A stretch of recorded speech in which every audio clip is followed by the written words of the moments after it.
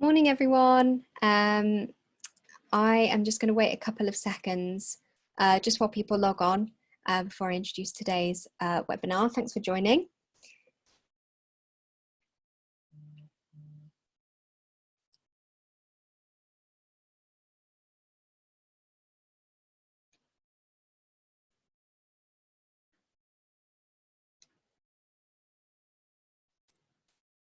Okay.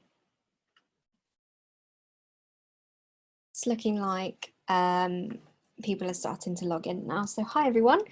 My name is Rachel Sharpe. I'm the social media executive at Forever's UK head office.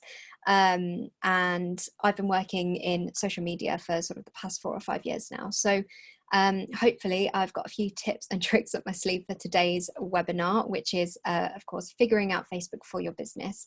Some of you may have joined our other webinar, which was on Tuesday, and that was all about using Twitter and Instagram for your business. So some of the slides in here might be the same, but most of it is obviously different content because it's talking about mainly Facebook. So this is going to be kind of a beginner's guide to Facebook, but hopefully it'll be beneficial as well if you already have Facebook pages set up, or if you've already been using it for your business in the past. Hopefully there will be some new tips and tricks in here for you. If I touch on anything that I then don't expand on, feel free to let the events team know if you want to see more about that, because I'm sure we can arrange for another webinar in the future that goes more into detail about certain things. Obviously, due to time today, I just can't go through everything. And also, if you have any specific questions, feel free to drop them in the Q&A and we'll try to answer it as I go along, so that we can answer all of your questions. So yeah, let's get started. So why use social media, first of all? So social media is a great alternative way to communicate with your customers. It's a cost-effective form of advertising. So, you know, if you're printing lots of brochures and flyers, that can get quite expensive. If you're traveling to a lot of places, that can get quite expensive. So what you'll find with social media is it's completely free to set up an account. So it's a very cost-effective method of reaching a lot of people. Obviously, you can drive traffic to your shop. So you can add links into all of your social media posts, so that can be really beneficial.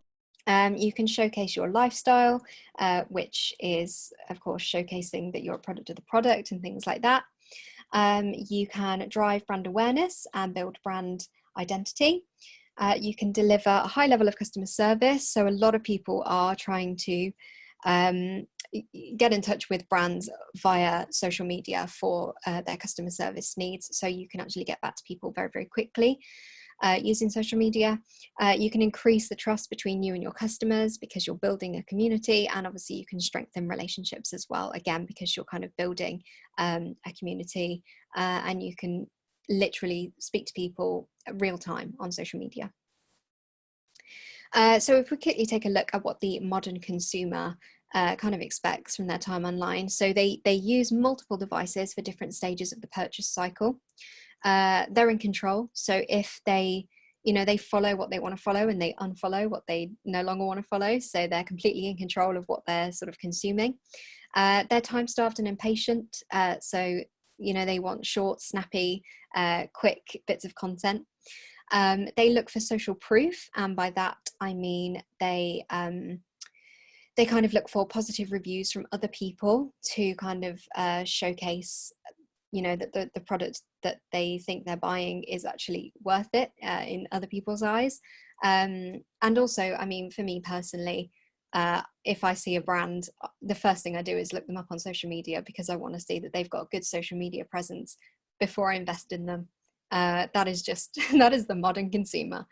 So they want extreme simplicity. They're all individuals, so you can't just mass target people. You need to sort of understand your audience and target to them individually. They expect round-the-clock support, and they expect it really quickly. And if you listen, they will give you your strategy. So they, you know, you'll see what's performing well, you'll see what's not performing well when you measure your performance, which we'll come to in a little while. why use Facebook? So Facebook is the most widely used social media platform. There's a very good chance that most people you know will already be on Facebook. And obviously it has a bit of a friendship culture as well. So it's ideal for creating or rekindling relationships with others, whether that's old school friends or people that you meet at the school gates while you drop the kids off and stuff like that. It's a great place to share photos and updates, whether that's about your life or whether it's general news regarding you and your business. It's a really great place, again, to increase your website or shop traffic, because you can put links into all of your Facebook posts. You can create Facebook pages and Facebook groups, which I'll talk about more in a second. So they have slightly different approaches. Facebook pages are a really great shop front. So if you wanted to showcase a particular product or how you use products, then you'd use a Facebook page, and they can be a great way to reach new customers. And when it comes to Facebook groups, you can have lots of different groups. You can have as many as you like, all for different audiences. So they can be closed, which means that they are sort of closer, more engaged communities. You have a good chance of being able to make it more personal. So you can talk about sort of your own life, as well as the products, and sort of build up a community around things that people are interested in.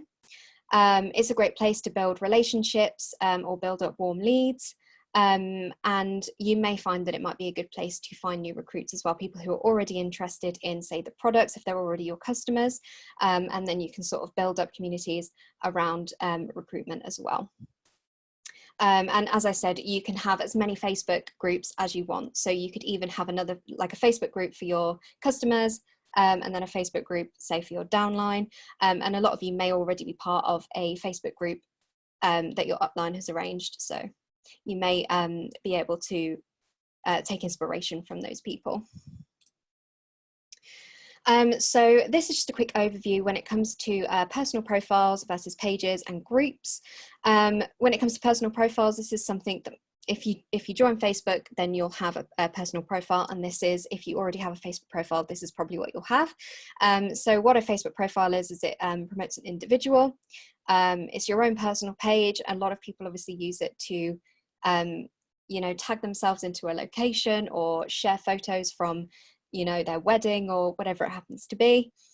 You're unable to target anyone on a Facebook profile, so it's pretty much just your friendship groups, and it's used more to connect with family and friends. And also you don't really have any analytics tools on Facebook profiles either, so they can be the drawbacks of having just a Facebook profile, and that's why we would then recommend looking at pages or groups. So a Facebook page kind of promotes the brand and promotes your business as a whole. It's open for all to follow and view.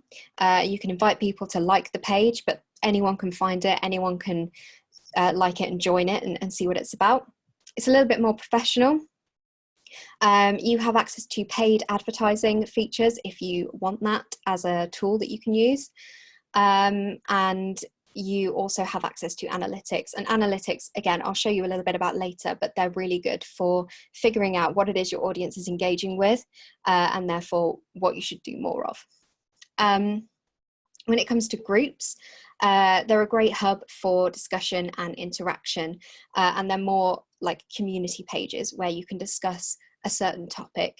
So again, I mentioned you can obviously create Facebook groups for different groups of people, whether you have one for just your customers and then one for your downline, or you could even split your customers up. It depends on how many groups you want to maintain, but you could even have different groups for, say, if you're a mum and you have lots of mum friends, you can have a group for those people and post content that's relevant to them.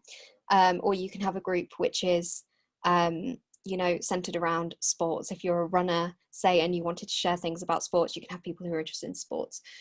So again, they're community pages to discuss topics that those individuals are actually interested in.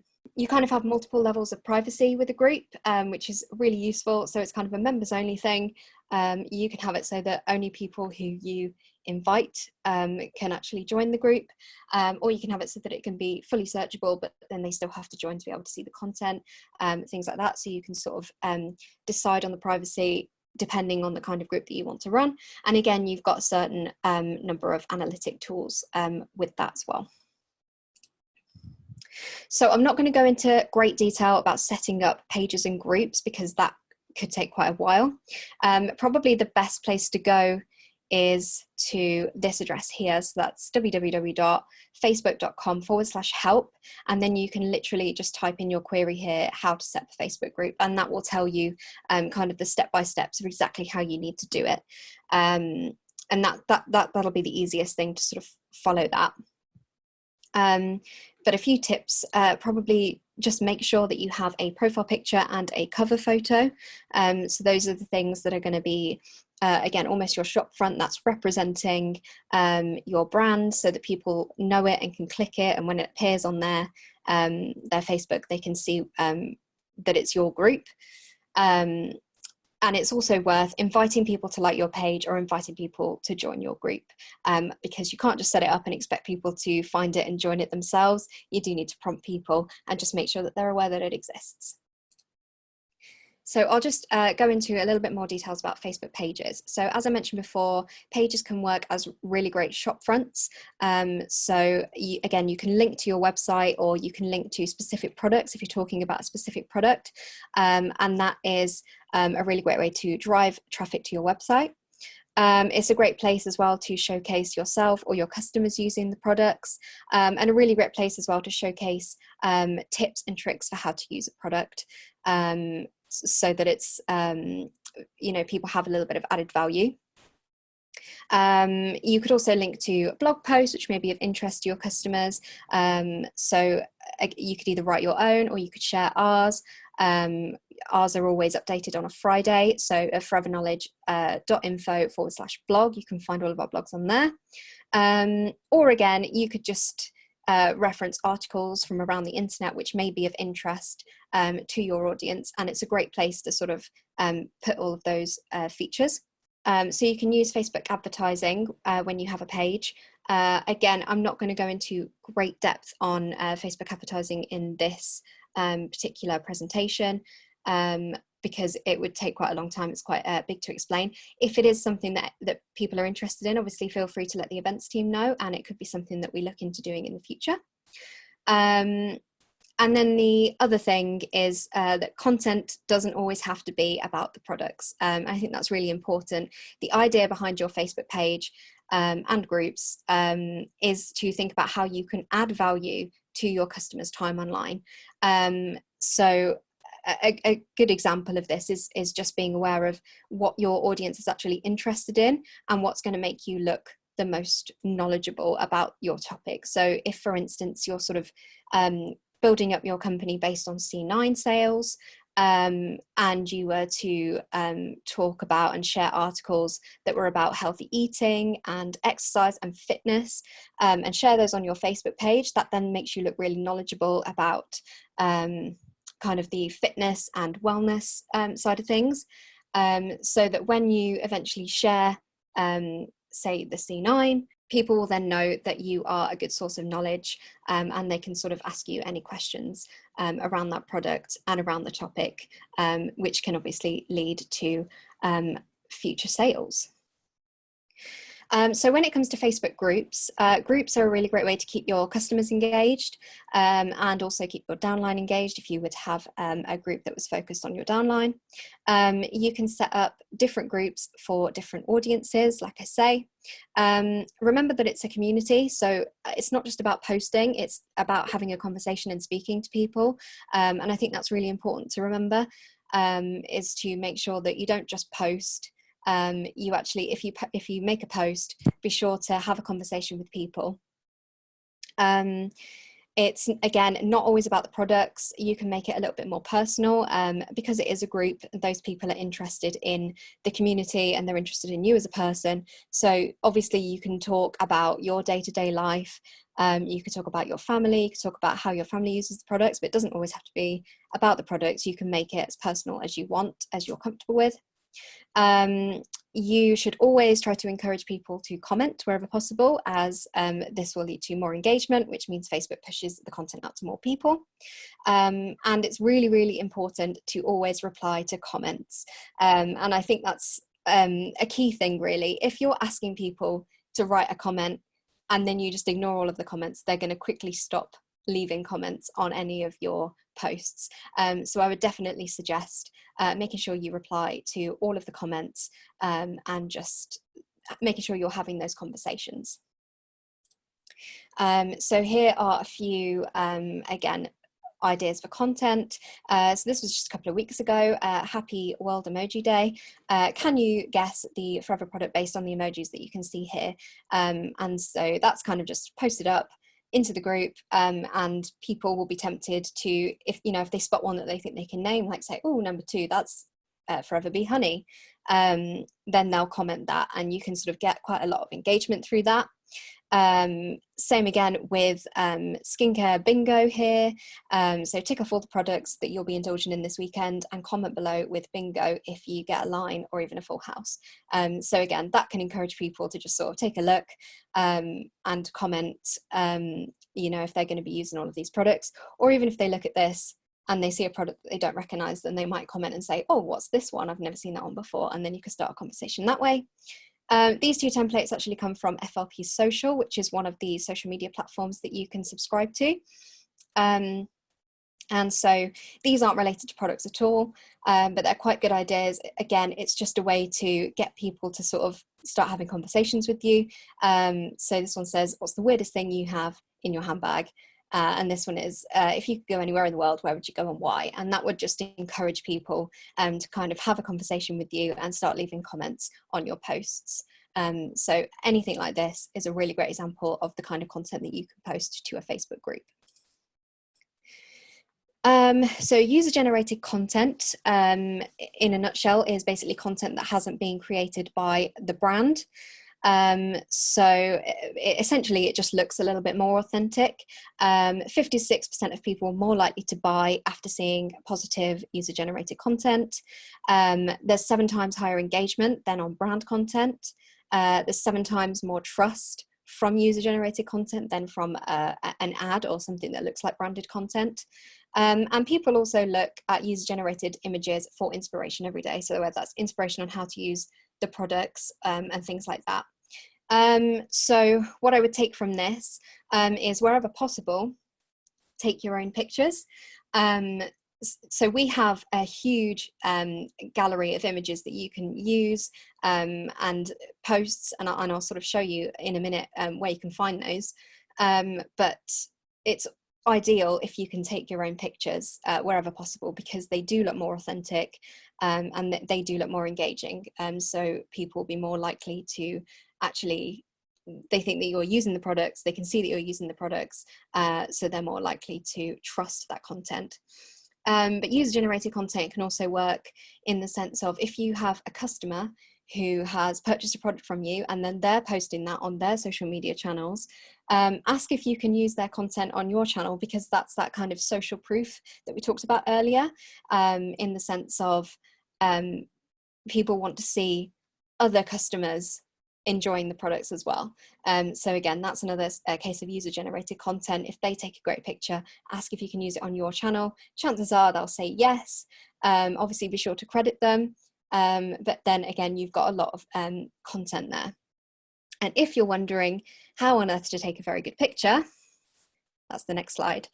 So taking a great photo probably seems a little bit intimidating at first, but you don't have to have a fancy DSLR camera or anything like that. You can literally just use your mobile phone.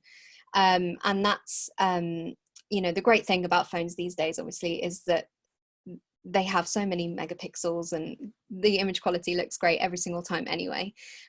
So this is kind of how you take a good photo. Be sure to use natural lighting wherever possible.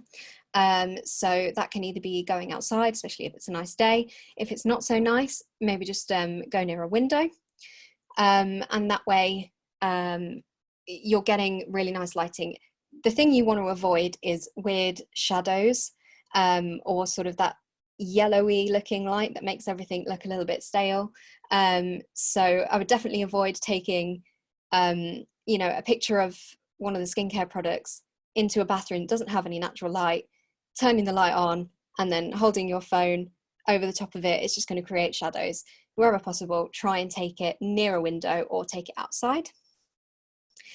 Try to clear the background, so don't have anything grubby in the background.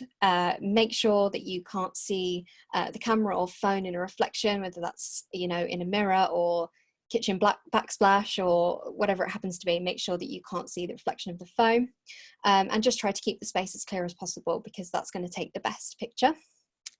Try to use the rule of thirds. That's not a hard and fast rule, but if you're not really sure how to frame a picture, you can kind of follow this to make sure that your picture's framed nicely. So the rule of thirds is this section here, explained quite nicely. So simply put, the rule of thirds breaks the image up into 9 quadrants of equal size. So when taking a photo, rather than placing the subject in the dead center of the frame, try placing it along one of the grid lines, or even better, if you can place it at one of the 4 intersections. That's going to give you the most nicely composed image that you can get. So shifting the subject left or right, or above or below the dead middle, just creates a more interesting layout. And what you can actually do is you can adjust your phone camera settings to show that grid if you find it helpful to have it there.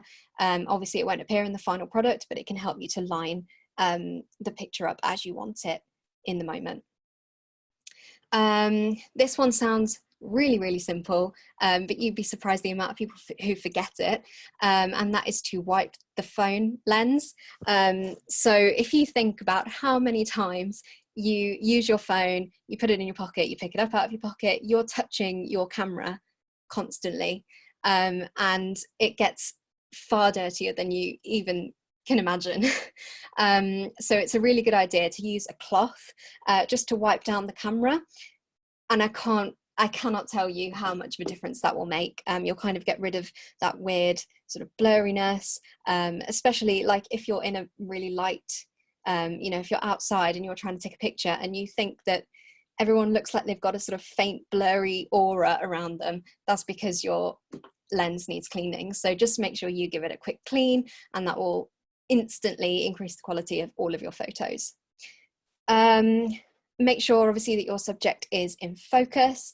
So again, if you're using just a phone, you can literally just tap the screen on the product that you want to bring into focus, and your phone will just automatically do that for you. And then my other bit of advice would be just to take lots of photos. So you can obviously just review them and pick your favorite one at a later date. So you take lots of photos from lots of different angles and then pick the best one. And that might sound a little bit time consuming, but it will definitely be worth it, rather than just taking one picture, walking away, and then realizing actually, you know, your picture's blurry, or it just, you know, doesn't look very nice. So yeah, putting a little bit of time into that is really beneficial. So then videos, they're another great thing to use on Facebook or on social media in general. So studies show that 54% of consumers want to see more video content from a brand or a business that they support. And it's also a really great tool for learning because it's easy to digest. We're all really busy. No one wants to read really long product descriptions. So the easiest thing is if people can literally see you explaining something, that is far easier for them to digest than having to sit through and read a product description or whatever it happens to be. So wherever possible, I would recommend that you try to do videos. And again, this is just how to sort of record a great video. So similar to before, use natural lighting wherever possible, either try and film outside or film near a window. Bear in mind what's called the golden hour. So if you're filming outside, definitely try not to film in direct midday sunlight, because you're going to end up getting shadows across your face. You'll end up squinting. It won't necessarily look that good, and then the picture is usually too bright as well, which then just makes it just painful to watch. Anyway, if you're just staring at a phone trying to watch a video like that, then it won't be enjoyable. So try to film an hour or two before the sun sets, and that's what's called golden hour, because the video footage just sort of looks effortlessly quite nice. Or you can wait for an overcast day. They're very they're very frequent in the United Kingdom, so shouldn't be too difficult, and that will just help you to sort of avoid harsh lighting. Always be sure to check your audio. So phones are really good these days at capturing like high definition footage. It's not a problem, but they're still not brilliant at picking up sound. So it's worth investing in a microphone if you can. Microphones, you can pick them up pretty cheaply, sort of from £10, a little lapel mic that just sits sort of on your t-shirt. And that way you can ensure the sound quality is really good. If you can't afford to buy one just yet, then just try to avoid any background noise. So wherever possible, try to avoid filming in a room where there's loads of noisy children or a whirring fridge or air conditioner in the background, and try to avoid busy spaces or near busy roads.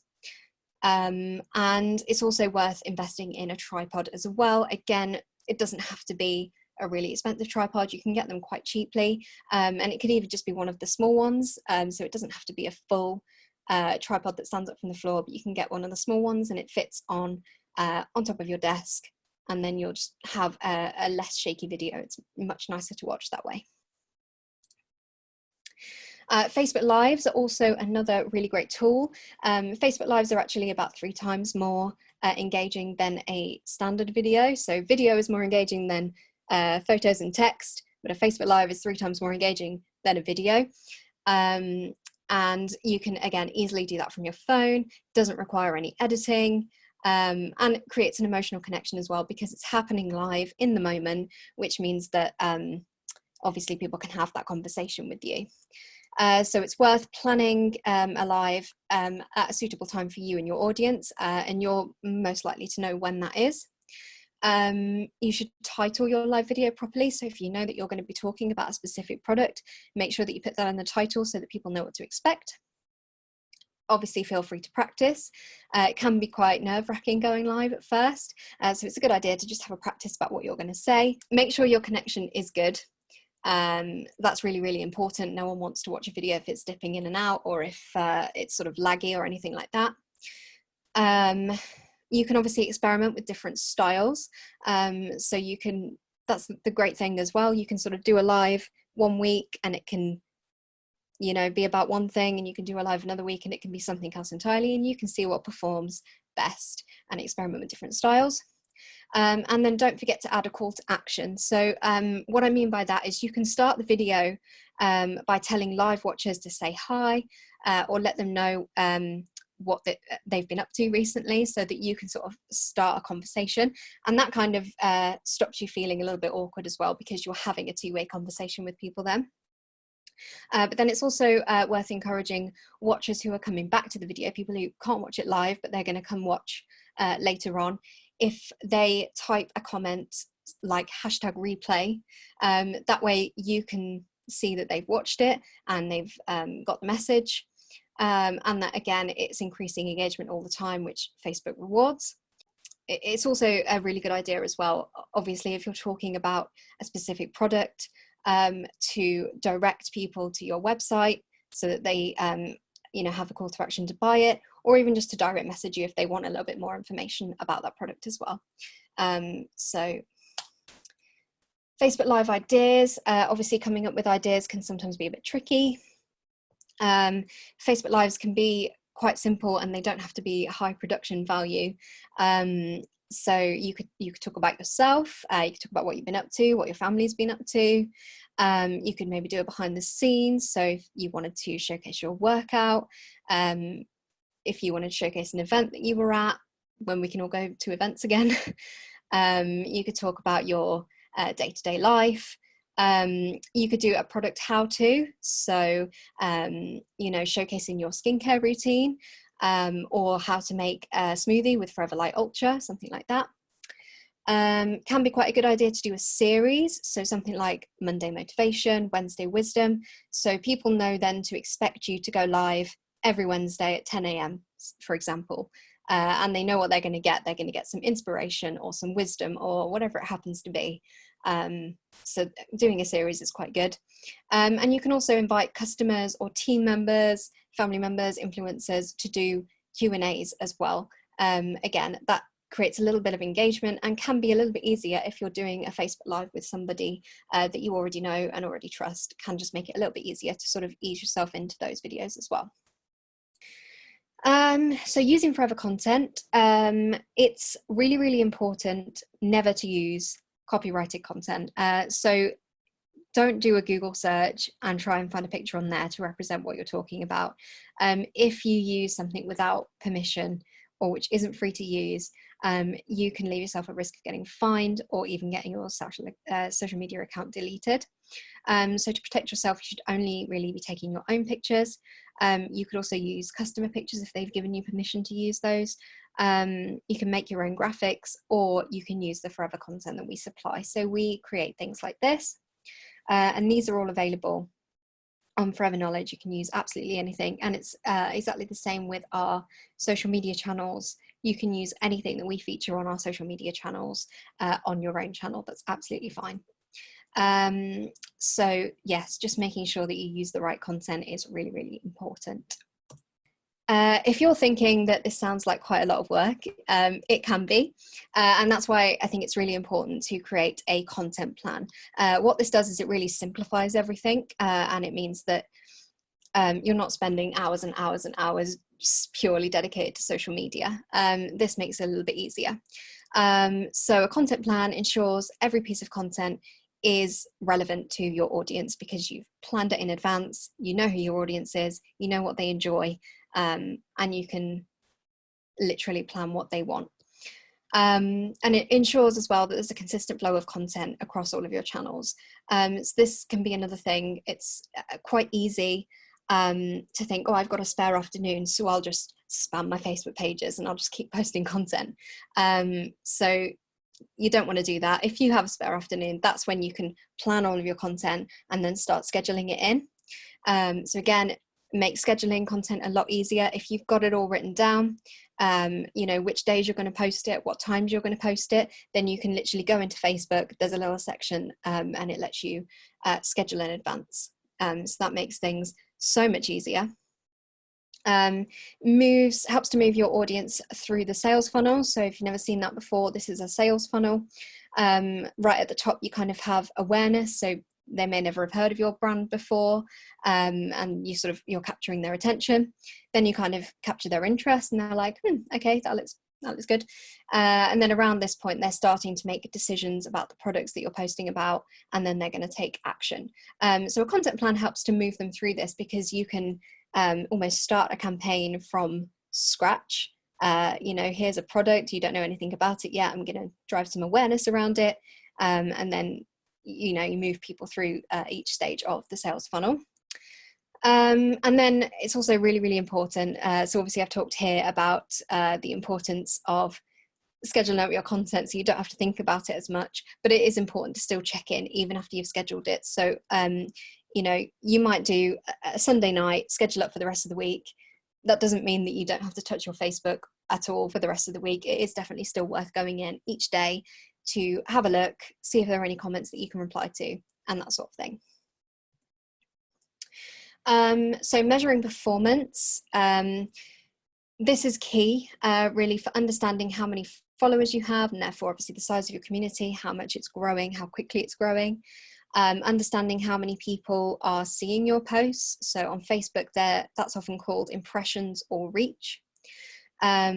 Understanding whether people are engaging with your posts. So engagements on Facebook kind of include likes, reactions, comments, and shares, and you can see how many people are doing all of those things. And you can understand how many people are clicking on your links to your website as well. So you can measure your performance in a number of ways. There are the native analytics tools, which I'm going to very, very quickly take you over in just a sec. There are also freemium tools like Hootsuite, which I think with Hootsuite you can sort of plug in one social channel and it lets you see certain analytics that you can monitor with there. Hootsuite is also really good for scheduling if you wanted to do that. And FLP Social as well also allows you to schedule and to monitor your performance as well. So all of those things, really, really important. It can also help to inform your content plan, which I obviously talked about in the previous slide, because if you can see what's performing well, then you can just keep posting more of the same kinds of content, and you can experiment and see what performs well, what doesn't perform so well, and that sort of thing. So measuring performance on a Facebook page.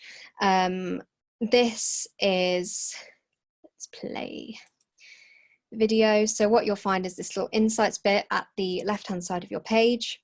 What you'll see here is a bunch of numbers and charts. You can change it from 7 days to view the last 28 days. I would recommend the last 28 days because then you can see bigger trends. And you can just see how, you know, things like your page views have done, you know, what kind of post reach you're getting, how many page likes you're getting, and that sort of thing. You can see that all on there. And then the other thing I like to do is on the left hand side here, there's something called posts, and this can be really beneficial.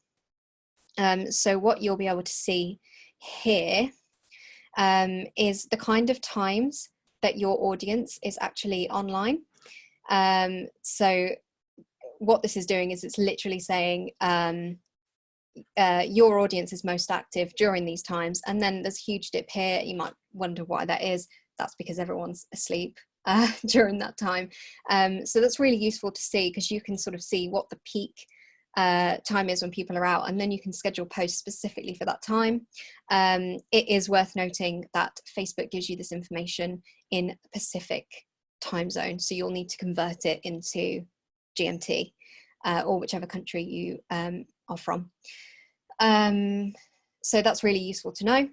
And then if you scroll down on this same page, you can actually see as well the posts that you've done recently, and it will kind of tell you as well what kind of reach you're getting and what kind of engagement you're getting on each post. So again, you can actually see the posts that have done the best, and you can try and replicate those kinds of posts on your page.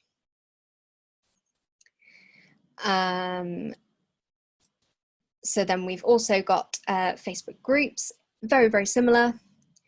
So along the left-hand side of your Facebook group, what you can see is Insights section, and you've got a growth tracker. So that will show you how many members you've got, how quickly you've kind of built up those members and how quickly they've gone up over time. You can see when people are active on your page as well, when your members have been sort of commenting on your stuff. And then you can also see at the bottom there, you can monitor your member requests, whether you've approved them, denied them, blocked them, etc. It's good to keep track of. So you can see here how many posts under engagement. You can see how many posts you've actually done, and what kind of engagement all of those posts received. Again, you can see where your most popular days are, and you can also see when your most popular times are as well. So that again will just help you to schedule content on your groups. And then at the bottom here, you can also see what your posts were. These are your top posts, and it will tell you like how many comments and how many people it's been seen by. So all of that is obviously really beneficial information. So in summary, social media might not always drive sales directly, but it starts a conversation with your customers, which obviously ensures that your brand is seen and heard, and can contribute to sales later on down the line. Again, there's that sales funnel, and it's all about having a community of people and showcasing you're knowledgeable in those areas. You have to be where your customers are, otherwise how else will you understand what it is that they want? So again, really great to have that two-way conversation on social media, so you can literally see what they want, see what they're engaging with, and that will help them, that will help you to better understand them. And Facebook gives you the flexibility, obviously, to reach a lot of people in a lot of different ways. So you can have as many pages and groups as you want, targeting, you know, lots of different groups of people. So that is one of the key reasons to use Facebook, I think. So just a few quick resources. Obviously, we have a few guides to digital marketing on Forever Knowledge, we have a social media code of conduct, and we have a social media best practice guide. And all of those are available here. So it's flpuk.info/digital guides.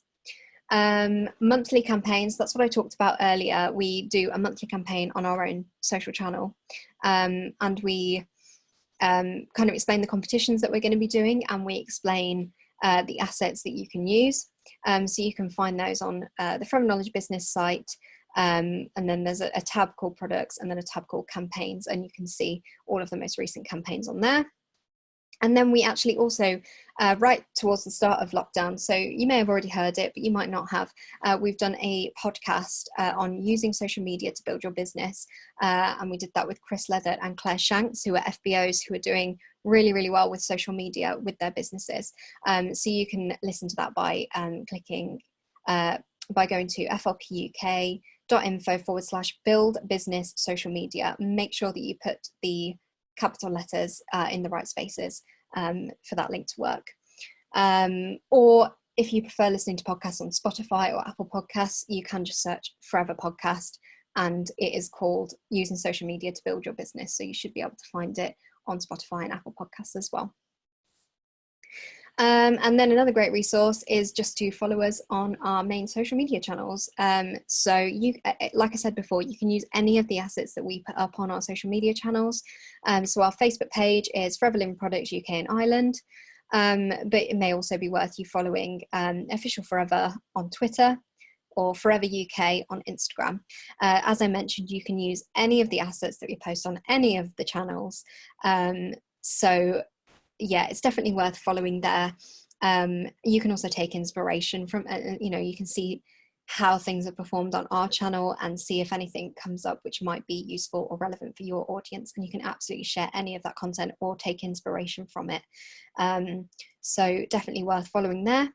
I hope this session has been beneficial. That's pretty much it from me. If I've touched on anything today that you'd kind of like expanding on in the future, obviously let the events team know, and we can see if we can work out any more sessions on more specific topics. But I hope it's been really informative. Thank you for tuning in, and I hope you have a great rest of the day. Thank you. Bye.